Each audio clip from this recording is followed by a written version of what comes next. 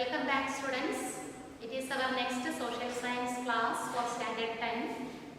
Now we are discussing about the first lesson, revolutions that influenced the world. In this lesson we already studied American War of Independence and French Revolution. Now it's time to discuss the later remaining revolutions like Latin American Revolution, Russian Revolution and Chinese Revolution. Okay, students, now we can start about the Latin American Revolution. Here you can see a small description about Latin America by Pablo Neruda in his work Heights of Machu Picchu. And this was a poem written by Pablo Neruda, a Latin American poet. And he portrays the sites of Machu Picchu in this poem. Do you heard about Machu Picchu? Yes, this Machu Picchu was one of the centers of ancient South American civilization. And in this poem, the poet described about the exploitation of the resources of Machu Picchu by the European powers. And this Machu Picchu was one of the Spanish colonies of that period. The Europeans looted the wealth and resources of Latin American countries and even erased their traditional culture.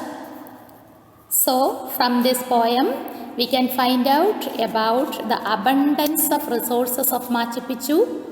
They cultivated maize, reared sheep and acquired wealth through trade. And this is the picture of Machu Picchu.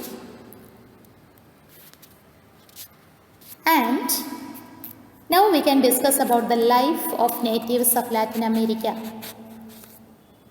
And during this colonial period, Spain and Portuguese looted the resources and wealth of Latin America, and they enslaved the natives of Latin America.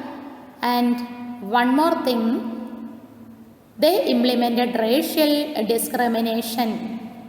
That means racial discrimination was enforced towards the natives in all walks of life. What do you mean by that? Racial discrimination means discrimination based on the human race. The Britishers believed that they were the superior-most race and the native peoples as the inferior class. And now also the official language of most of the Latin American countries is Spanish. Why? Because once these Latin American countries were colonies of mainly Spain. We already studied that North America was colonized by Britain, and at the same time the South America or Latin America was colonized mainly by Spain and Portuguese. Now also the official language of most of these Latin American countries is the Spanish language. And after colonizing the entire Latin America, the Spanish and the Portuguese propagated their language, religion and customs there. And at the same time, they built houses and churches in Spanish style. And so many schools were established there for imparting what? For imparting Spanish system of education. And the Spanish farming methods and crops were introduced in Latin American colonies. And one negative impact was there, that was new diseases were spread in Latin America from Europe. These were the impacts of the colonization of Spain and Portuguese in Latin America. Now, we can study about the discrimination towards the Latin America. They took away gold and silver. That at that time most of the Latin American countries were very rich in gold and silver and trade only with the Spain. Never allowed the people of the colonies to engage in trade with the countries other than Spain. And the next one is control in production. The things produced in Spain were not permitted to be produced in the colonies. And the next point is insecurity in mines. That means the people of Latin America had to work in hazardous environment in mines without any safety measures. And they were enslaved to work in the plantations. The natives of Latin America were enslaved in the plantations of the colonial powers. Now we can study about the leaders of independence. That means the main leaders of the independence of Latin American countries. Mainly there were three persons. They were Francisco de Miranda, Simon Bolivar and Jose de San Martin. Simon Bolivar, he was born in Venezuela and he was known as Liberator and George Washington of South America. And because of his effort, Colombia, Venezuela, Ecuador, Peru, etc. made independent. And the next person is Francisco Miranda. He was born in Argentina and he was known as the protector in Latin American countries. The protector. And because of his effort, Argentina and Chile made independent. And another important leader of this Latin American colonies was Jose de San Martin and he was born in Argentina. Argentina and Chile made independent because of his effort also.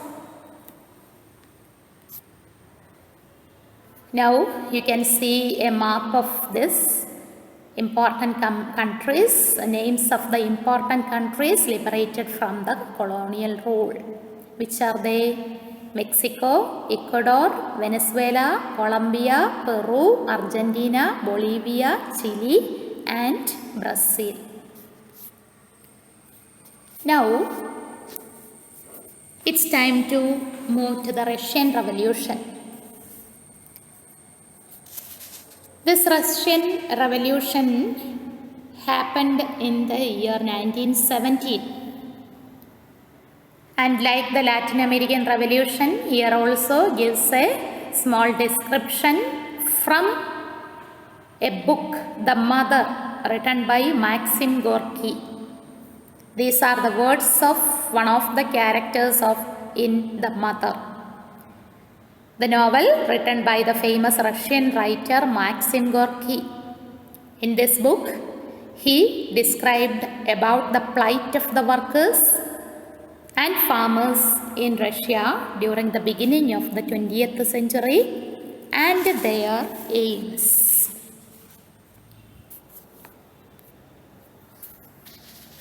During that period, Russia was under the control of the kings.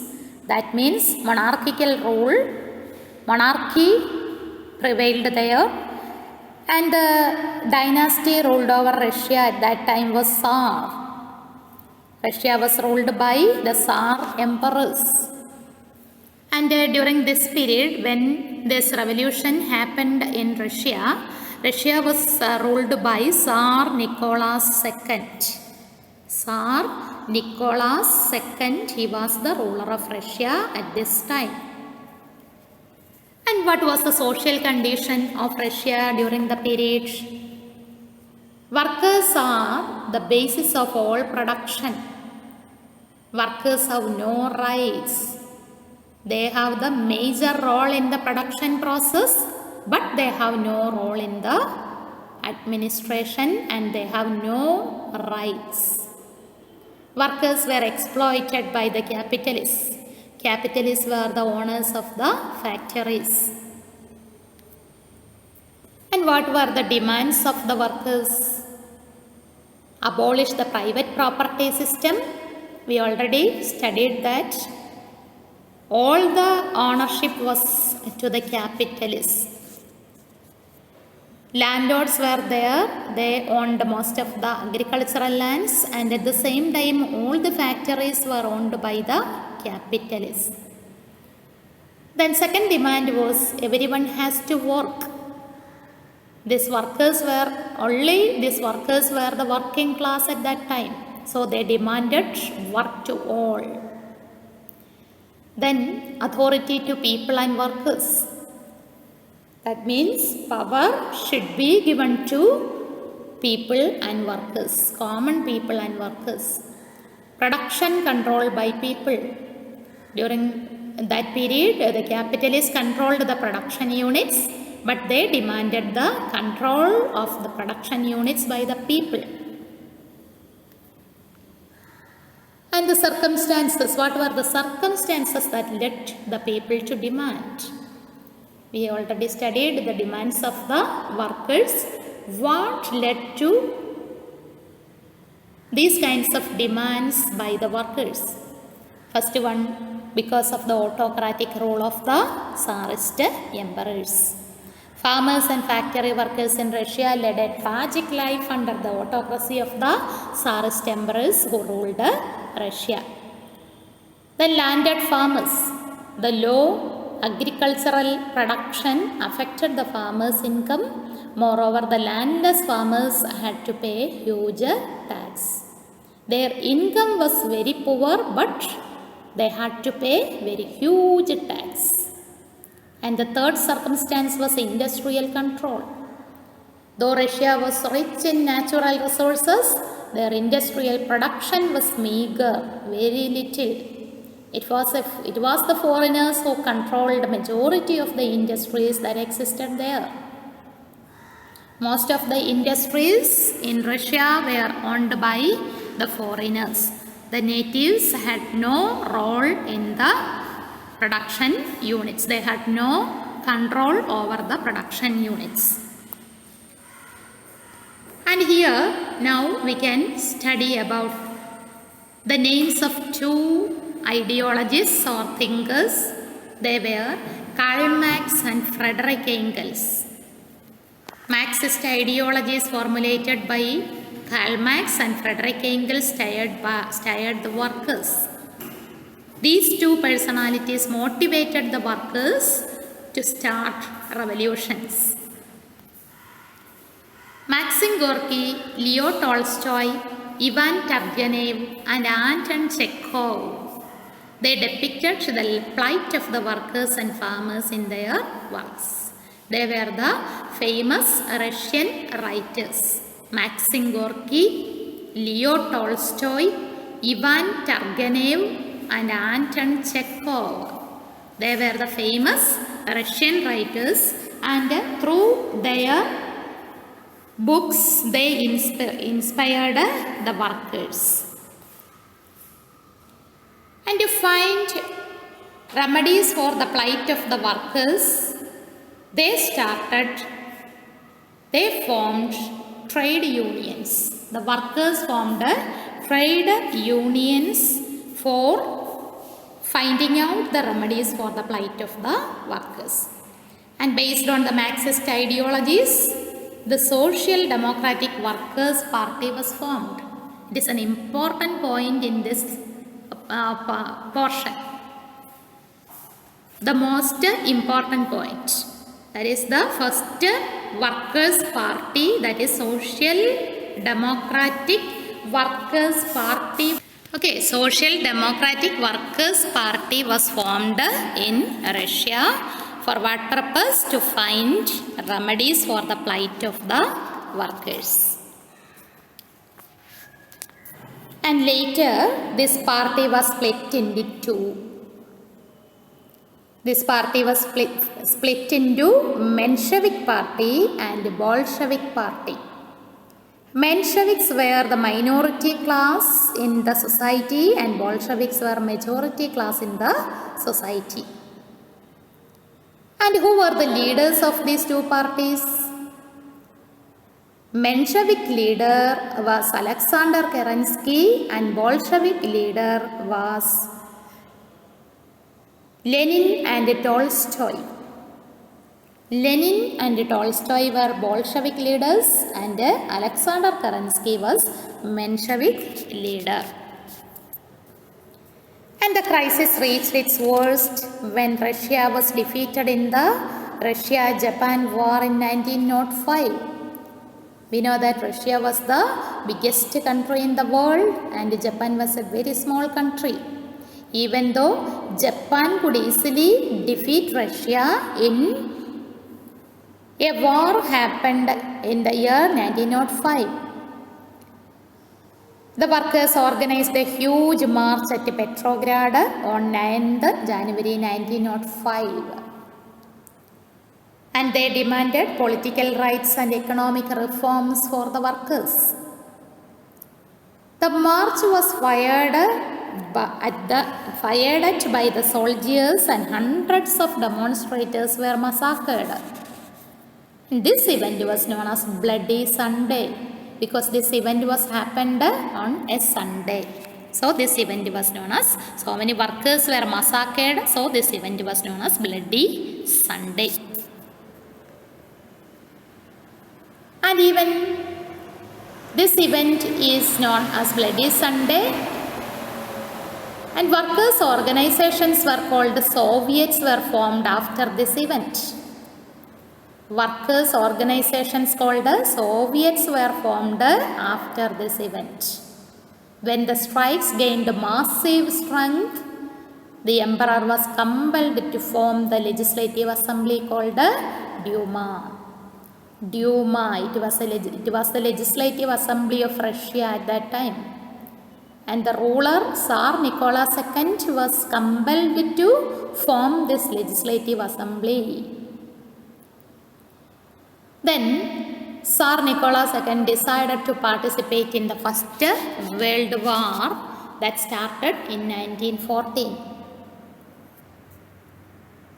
And a lot of Russian soldiers were killed in that First World War. And at the same time, there happened food shortage in Russia. Food shortage became severe by this year, 1917. Thousands of women marched along the streets, clamoring for bread, along the streets of Petrograd. The workers organized a protest march in Petrograd. And at last, the final victory was to the workers. Workers captured Petrograd. And at the beginning, the soldiers were in the opposite side. That means they were the supporters of the king at the beginning, but later they joined with the workers. And because with the help of these soldiers, workers could easily capture Petrograd. And the Tsar Nicholas II, the ruler, was thrown out of his power. And at last a provisional government was set up in Russia under the leadership of Alexander Kerensky. Who was Alexander Kerensky? He was the leader of Menshevik party. And this event was known as February Revolution. Because since Russian calendar was a few days behind the international calendar, this revolution that took place in March came to be known as February Revolution. Now we can move to the next revolution, that was October Revolution. A group of Soviets did not approve of the provisional government. Then Vladimir Lenin, at that time he was in Switzerland, and he came back to Russia and strongly opposed the provisional government.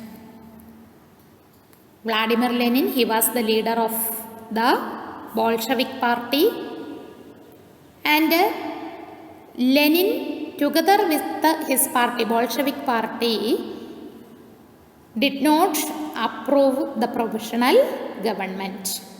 They argued that the entire power should be transferred to the Soviets. So, Bolsheviks and the Soviets supported him. They propagated that only the proletarians or workers' government could eradicate all the miseries of the people. And the Bolsheviks and the Soviets put forward some demands before the government. They were withdraw Russia from the First World War. Already so many soldiers were killed in the First World War. So they demanded to withdraw Russia from the First World War. Seize the lands owned by the lords and distribute them among the farmers.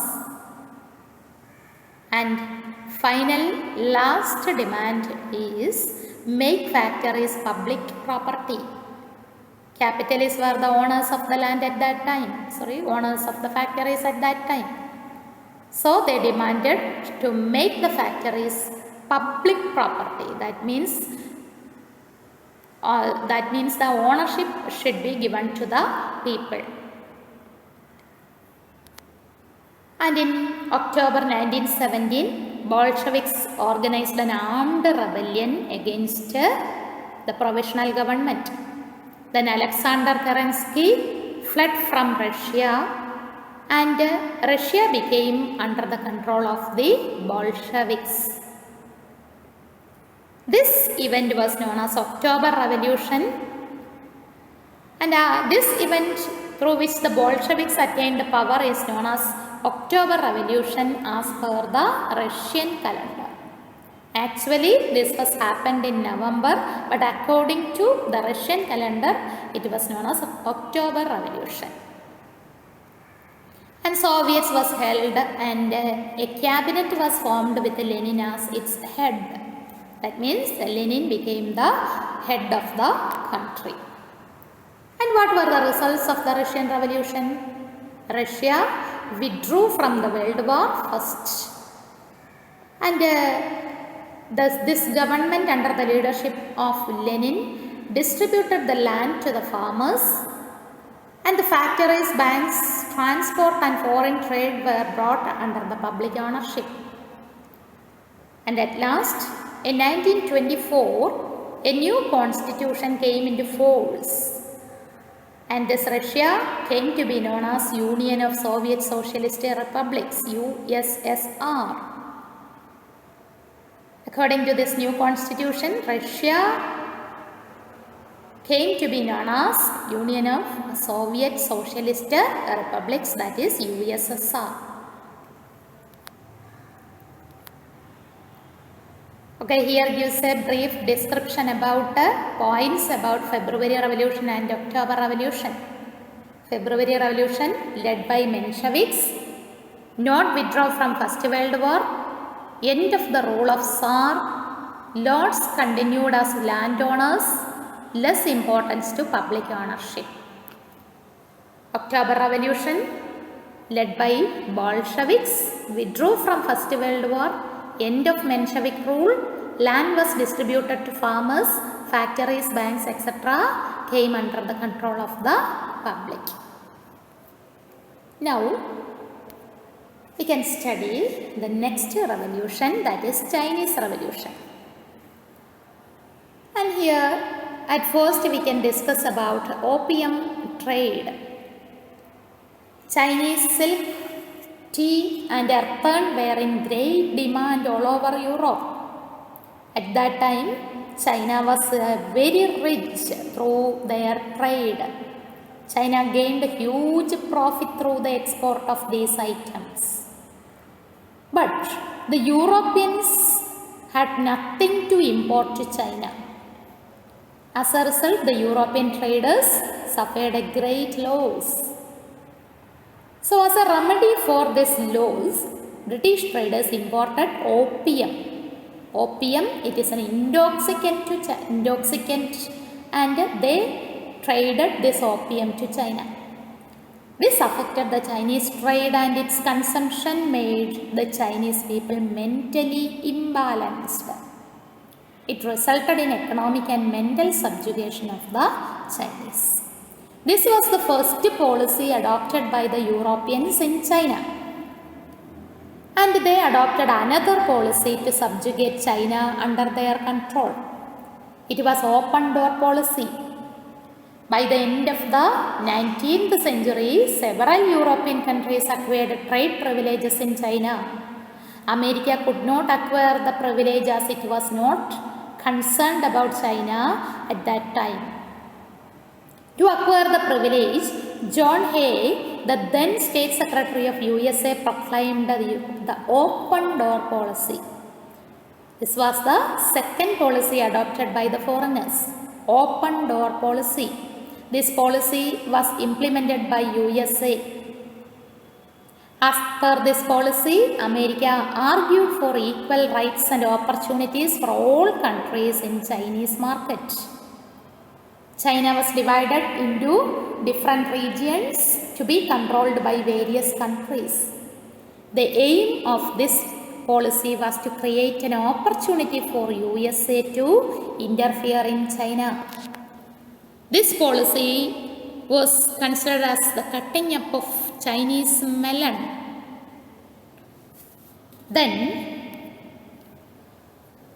which was the first rebellion happened in China against the foreigners? It was Boxer Rebellion. The Manchu dynasty of China favored the foreign interference and domination. Manchu dynasty, it was a dynasty ruled over China during that period, and they always supported foreign interference and domination. So some secret organizations in China revolted against it in 1900. And what was their emblem? Emblem of these secret organizations was the Boxer's fist. So this rebellion is known as Boxer Rebellion. The rebellion started by these secret organizations was called a Boxer Rebellion. Though this rebellion was a failure, it stimulated the revolutions that came up later. And this person, you can see the picture of a person on the screen, that is Dr. Sun Yat-sen. He was a revolutionary and he started revolution against the Manchu dynasty. Why? Because Manchu dynasty always supported British domination or domination of the foreigners. And the revolution started by Dr. Sun Yat-sen ended monarchy in China. And after the revolution, one of the parties in China, Kuomintang party, established a republican form of government in southern China under the leadership of Dr. Sun Yat-sen. Sun Yat-sen was the leader of Kuomintang party. So there in southern China, they established a republican form of government. And what were the important ideologies of Dr. Sun Yat-sen? The important ideologies were nationalism, democracy and socialism. Nationalism means to expel the Manchu dynasty and imperial powers. Democracy means to establish democratic rule. Socialism implies to control capital and distribute land equally. Then what were the reforms by Dr. Sun Yat-sen in China? He introduced nationalism, nullified the unjust treaties with the foreigners, end of monarchy and Manchu dynasty, democracy, socialism, importance for agriculture and industry, Kuomintang and communist cooperated. These were the two political parties prevailed China during that period, Kuomintang Party and Communist Party. Under the leadership of Sun Yat-sen, these two parties decided to work together. But this cooperation was disturbed when Chiang Kai-shek became the head of the republic following the death of Sun Yat-sen. Chiang Kai-shek, he was the successor of Sun Yat-sen. When this Chiang Kai-shek became the head of the republic, this cooperation among the Kuomintang Party and Communist Party came to an end. And Chiang Kai-shek became the head of the republic following the death of Sun Yat-sen. And he ascertained military autocracy in China. He gave opportunity for the foreign powers, including America, to freely interfere in China and did not cooperate with the communists. He was not ready to cooperate with the communists. He gave power to America to freely interfere in China. So the foreign powers came back to China. And the communists were brutally suppressed by him. So the communists protested against the policy of Chiang Kai-shek. At that time, Mao Zedong, the leader of the Communist Party, started a journey. He started a journey, that means Mao Zedong, the Communist Party leader, started a journey in 1934. And this journey was known as Long March. Then what was Long March? In 1934, a journey was started by Mao Zedong from Jiangxi in South China. The adventurous trip called ended at Yan'an in northwestern China. He started his journey from South China and ended his trip at northwestern China, Yan'an, that was the name of the place. Throughout the journey, they seized, the communist members seized out agricultural lands and villages from lords, and they distributed these lands among the farmers. The journey covered around 12,000 kilometers. So it was known as a long march. 12,000 kilometers they covered from South China to northwestern China. So this event was known as Long March. And hence Mao Zedong and the Communist Party became the symbol of the struggle of the Chinese against foreign power. And Chiang Kai-shek had to seek political asylum in Taiwan when the Red Army of Mao Zedong captured the center of Kuomintang rule. Kuomintang Party leader Chiang Kai-shek had to seek asylum in Taiwan. He fled from China. And what was the name of the army of Mao Zedong? It was Red Army. And China became a People's Republic of China on 1st October 1949 under the leadership of Mao Zedong. Okay. Here in this portion, Chinese Revolution, we discussed about the activities of Sun Yat-sen. Because of the activities of Sun Yat-sen, that monarchical rule came to an end in China. And after the death of Sun Yat-sen, Chiang Kai-shek became the ruler. But Chiang Kai-shek, he gave full support to the foreign powers. Because of his activities, Communist Party started revolt against Chiang Kai-shek and his party, Kuomintang party. And at last, under the leadership of Mao Zedong and the Communist Party, China became People's Republic of China on 1st October 1949. So,